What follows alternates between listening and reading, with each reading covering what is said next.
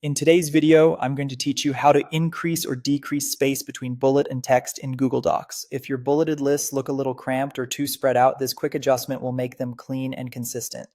Start by opening your document in Google Docs. Choose the file you want to edit so you can see the list you're working with on the screen. Next, make sure the ruler is visible because that's the tool we'll use. Go to the View menu at the top and select Show Ruler. A horizontal ruler will appear across the top of your document. If you can already see it, you're good to go.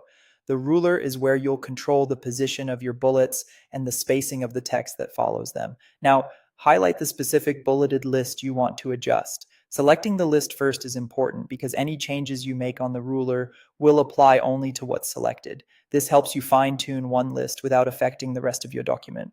Look at the left side of the ruler. You'll see two small markers that control how your list behaves. The small rectangle is the left indent.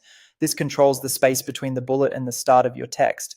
Just below it is a downward pointing triangle called the first line indent.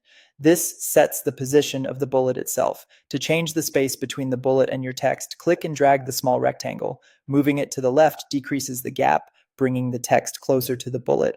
Moving it to the right increases the gap, creating more space. Watch the list as you drag so you can stop when it looks just right.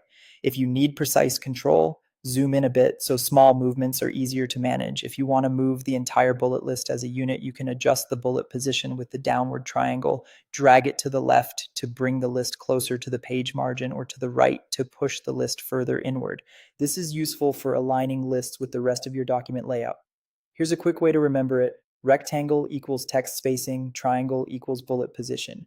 With these two controls, you can dial in exactly the look you want for any bulleted list, and that's it. If you found this tutorial helpful, don't forget to like this video and subscribe to my channel for more Google Docs tips and tutorials.